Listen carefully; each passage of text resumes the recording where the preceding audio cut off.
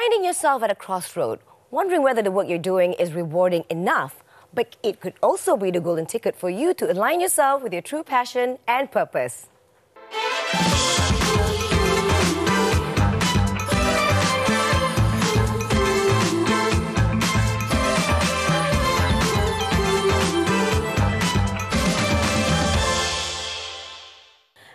Hello. Welcome to another exciting new season of Women Talk Season 4. I am Sazzy and I'm humbled to be your host for the rest of the season. Now, we've got many different topics that's coming up for that upcoming season. I'm excited to talk about all of them. And today's topic is really interesting. But before I introduce the topic, I just kind of want to rewind and tell a little story about myself. About 10 years ago, after 14 years of being in this entertainment industry, I decided to start my own business, which is in fashion, the fashion industry. Now, it was sort of like a leap of faith. It was a risk that I took and, of course, something extremely new for me and a big career change, I would say. So many challenges I faced, so many things I've learned about myself, so many new discoveries. And if I were to ask myself, would I do that again? I would say yes. And that is what we're going to be talking about today, second wave career change. And I've got my lovely guests with us today. We've got Isra, how are you? I'm good, thanks for having me here tonight. I'm excited to have you here with us. Isra is the Chief Marketing Officer of Help Tertiary, Help University. And we've also got Zaireen Iskandar, who's the co-founder of Kin Jewelry. Hi, thanks for having me. You're wearing your jewelry, I see. Yes, of course I am. That's all I ever wear, really. Of course. It's what I would usually wear, except for tonight, trust me. Okay, so we're talking about second wave career change. So obviously you ladies have some stories to talk about. Okay, Zai, with you, for example, you were in media and advertising and marketing. For how long? Oh, a good 10 years. 10 probably. years? Yeah, and then you made that leap to start your own jewelry business. Yeah, I mean, it took me to have a child first. Okay. So I left the advertising and media world to have a child, thinking I want to be a stay-at-home mum. I thought that would be the first career change. Yeah. And then so a year in, I was like, yeah, maybe staying as a stay-at-home mum is not me. Maybe doing nothing is not exactly your cup of tea. I sort of embarked on a passion I've always wanted to do. Okay. And felt at that time there was a problem I was solving also, which is what's important in a business, I think. Okay. And I made the decision. So I made the decision to start a business, partnered with my business partner, Athia Hamid. And it's been an interesting, expensive ride. So it took you having a child to make that decision. It wasn't something that you were just sitting or stewing on. No, I mean, I've always wanted to have a jewelry line. I mean, I've tried to when I was younger, but it didn't happen. And obviously, my career was working as such. And then I had a child, and I had the opportunity to start something I wanted. And I mean, that was, it was a bit of a reboot after you have that child, after you sort of take off, you stop working for a while and you kind of realize, okay, maybe I can start my own business. And I want to do something finally, get to do something I want to do. So we started it. It's been 4 years in the business so far. It's been 4 years already? Yeah, it's been 4 years already. Congratulations. Thank you. Many, like you said, lessons learned as an entrepreneur. Oh, yes. Yeah, it's expensive lessons, a lot of setbacks. But I think if you're true to what you are creating and what you think, like I said, the problem you're trying to solve, then it should work. Thank you. Well, for Isra, your journey was slightly different. So you were in brand and marketing, and then you joined education. Yeah, I've done Media Prima for you were here good 10 years in total. And then aviation, fintech. Wow. The #1 e-wallet. And then I had a short break. Yeah, I had a short break for 5 months. So a lot of people could not believe that, to them were like, let's see if she can even do it for 1 month, To me, it's like, you were right. It's not about doing nothing. And when I made the decision to quit from my previous one before I had a break, and it didn't take me long. It was just, it was on a Sunday. It took me 2 hours. And it was like, if I don't do it now, I won't do it until I retire. I see. And I have a principle in life, and I believe I want to do and learn as many things as I can before I can't do anything one day.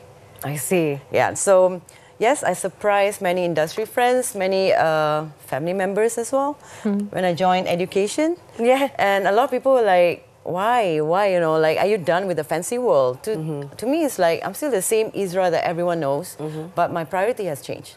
I see. I'm a mother now, and my child is growing up, and she's just 2 years old. Yep. And I need to find some balance.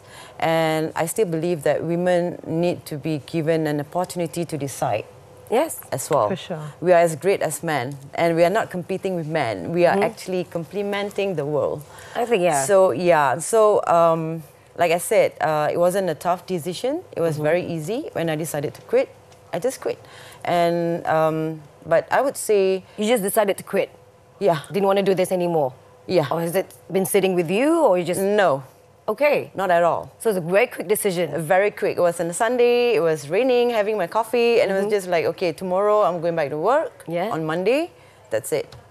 I'm going to put something on the table. A letter. Yeah.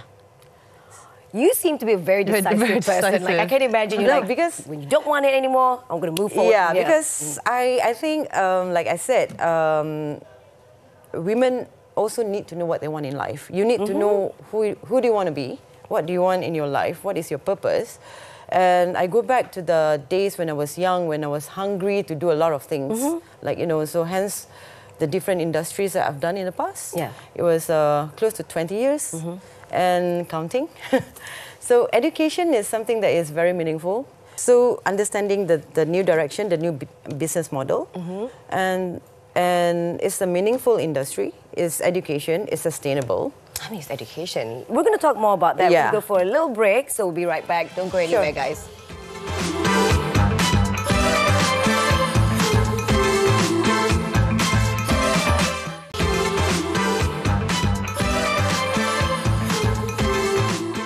Welcome back to Women Talk. We're knee-deep in our discussion about second wave career change. Now, when it comes to making a big career change, like leaving your 9-to-5 and starting a new business, or like leaving an industry that you're very familiar with and going into a different industry, it comes with a certain level of uncertainties, I would say. It's like a risk. For sure. And it's also like leaving a safety net.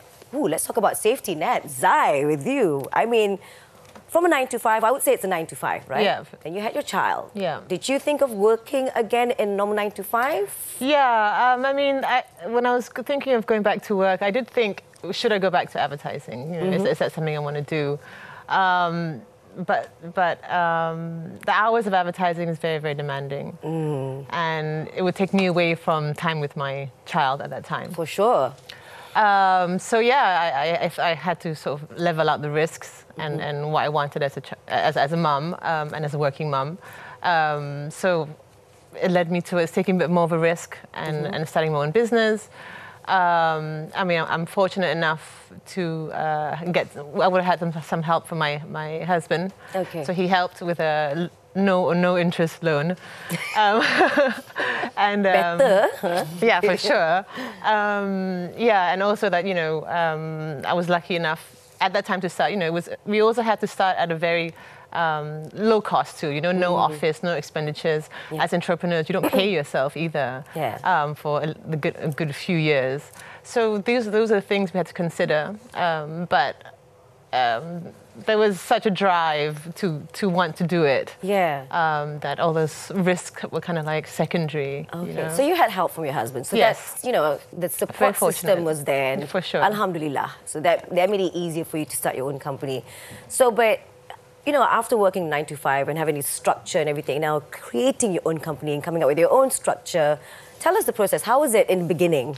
I mean, there still isn't a structure. I mean, it's hard. figuring it out. Yeah, it's hard now because, I mean, life evolves, life changes. So, again, I wanted to start this business so I could also work around my children's timing. Yeah. As an entrepreneur, you work pretty much all day, any day, every weekend. you You know, never there's no really days. work, do you? Yeah, I'm okay with no structure. You know, I'm okay with that. I'm okay with making sure that I have my time with my kids and then working at night after, or waking up early in the morning, getting the hour in prior to them waking up. So it's quite fluid. I think that's the beauty of it. In the end, we just want to be there with our children. And I think, especially after the pandemic, we realized that the time that we have in this earth and the time that we have with our children is something that we need to really Treasure. Treasure. Yeah. Sure. But also wanting to do something yourself too. So having that flexibility of both. Yeah. Correct. And for Isra, the same thing kind of happened with you. You got 2-year-old. Yeah. What's her name? Aria. Oh, Just Aria. Aria. And then you say your priority kind of changed ever since you had her. Yep. And then you made that leap from Media Prima, several other companies, multinational companies as well, and then to college. So you were talking just now. So continue with your story. Yeah. And having to adapt to this new environment. It was a risk that I took, and life is all about taking risks. It right? is. So having a child is that's a risk too. Exactly. Getting married is the same thing, right? So picking a career or a company or a new change, a big change in your life is just like picking a guy to get married to, like your spouse. That is your support system that you need, right? So it has to be the right one.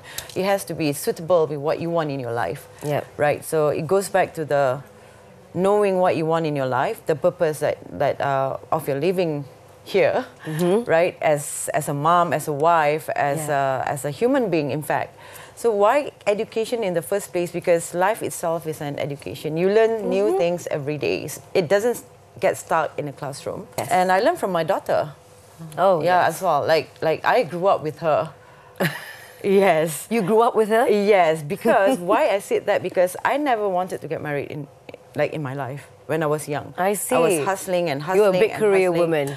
I was hungry about learning new things, gaining new things, and climbing. And I was a bit selfish in a way that it was just about what I wanted. Okay. And then when I decided to get married, I still did not see myself being pregnant, being a mother, until we both decided to have one. That's why I said I grew up with my daughter as well, because I learned new things from not knowing how to hold a baby. Yeah. From knowing to do everything, just like that. And many things you discovered about yourself when you started having children. Exactly. And being the only child myself, and my mom was a modern working mother during her time. Yes. And she did not know about confinement. She did not know about, how to take care of a baby. She went back to work weeks after she gave birth to me. Yeah. Wow. Wow. Yeah. I think my mother did the same thing as well. Back then, there was not that much help, and then you wanted to also go back to something. And it was during RMCO or something. It was not a total lockdown. And I had to do things on my own. My pregnancy was throughout 9 months, I was on my own. I see. You were on your own? Yeah. No, I mean, it's just me and my husband. Because my mom is doing RMCO. She could not travel. And the first time, the last time I met her was before I got pregnant. And the next time I met her was after you already I gave gave birth. Wow. Yes. Okay. No help. Oh my God. But talking about that, it's about survival as well. And then it's like, you know what? When we come back from the break, let's talk about how you adapted yourselves in your new environment, you having to leave 9 to 5. What were the strategies and methods that you guys did? All right. So we'll be right back. Don't go anywhere.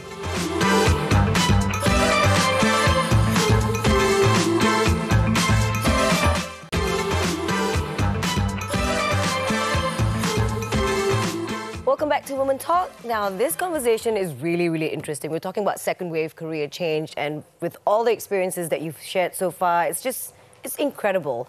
But what I would say is that one thing about doing this career change is the power of personal growth, right? I'm sure there are certain things that you learned about yourself when you made that career change, Isra, from one different industry to another industry, then having your child, and then for you, Zai, leaving that safety net of working 9 to 5. Let's go with you first, Isra. What are the things that you discovered about yourself whilst going through this journey of changing careers and whatnot?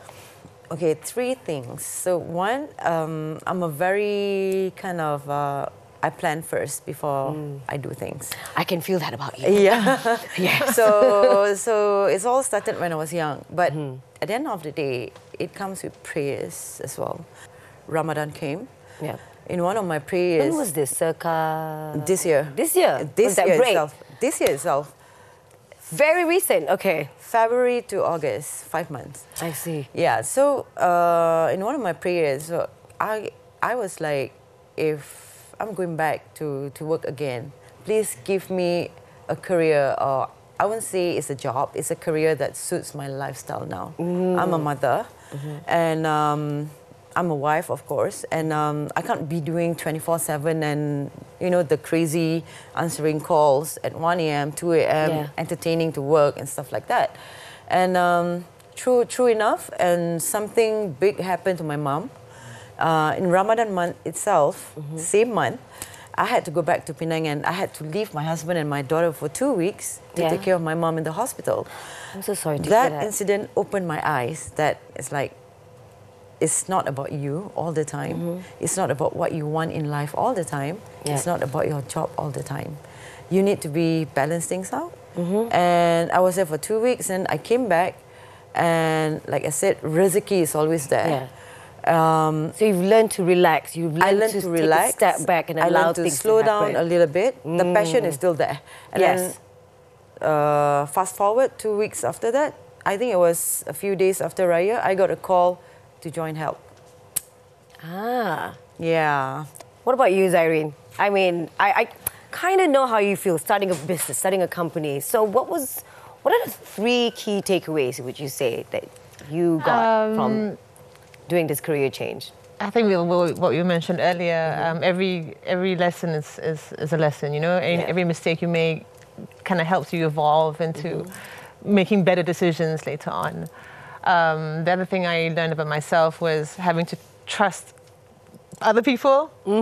Like really, I had Was that an issue before? Not necessarily an issue. I mean, I think because I was in the same industry for so long, I was so sure of what I knew, you know?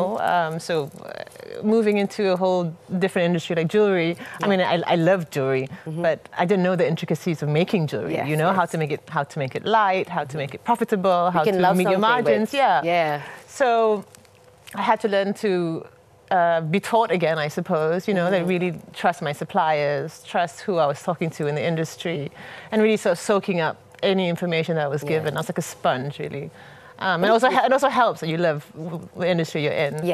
And the other thing I learned about myself perhaps is to be patient, you know, because, you know, when you start something, I initially thought in 1 year I'll get somewhere, you know.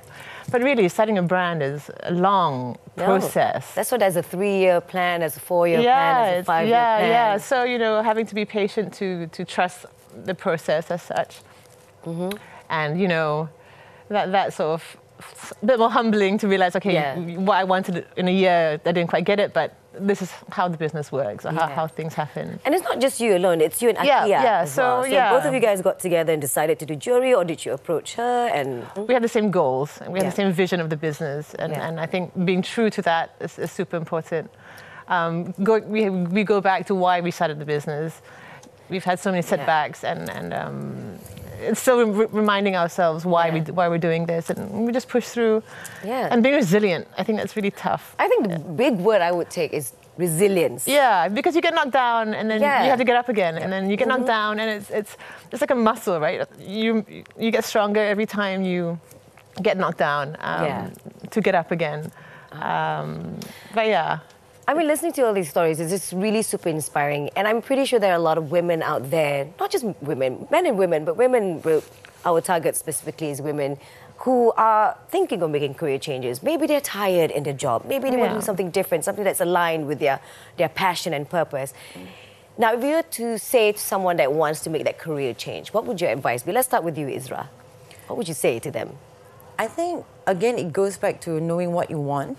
And you can get advice, but at the end of the day, you yourself will need to advise yourself. Correct. Right? Yes. Because you can hear good things. You just hear bad things as well. But the thing is, when I make the decision to have a break, I was like, okay, yes, people will come to you and speak to you about, are you sure? Especially the are you sure word. I'm like, betul ke ni? Exactly. So I'm like, my advice would be, know what you want, and be sure that you save enough money. Oh, yes. Especially if you decide to have a break. Because the last thing that you want is to be a burden to someone else, right?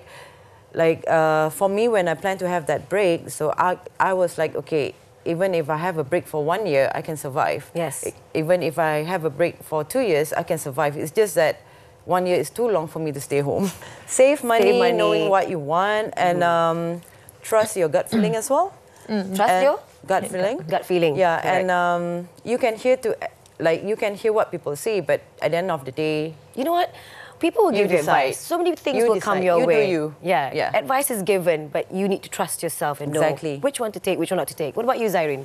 I think. What would you say to someone that wants to make a career change? Start a business. You only live once. I mean, if you have the opportunity to do something you love and you think it'll be profitable and sustainable, and you work towards it, I think that you should just do it. Yeah. Just really put everything in, you know, hard work, grit, determination, all those things. If you have it, do it. Do I'd it. say, yeah. YOLO, you only live once. Correct. Yeah. So many inspiring stories I've heard today, and thank you so much. Thanks for having for it. being my guest for my first episode. Wishing both of you all the best. Thank all you. the best with Jewelry by Likewise. Kin. All the Yes. best with education in health you. that you just recently yeah, started. 3 months. 3 months. Yeah, feels like 3 years in good ways. In a good way. In good ways. Yeah. Okay, well, thank you. I guess in the end, the driving force is the passion. If you are passionate about, And hard about work. what you want to do, with what you want to do, that will be your driving force. Right. Thank you. Thank you. And thank you so much for being with us. Have a lovely day and see you guys next week.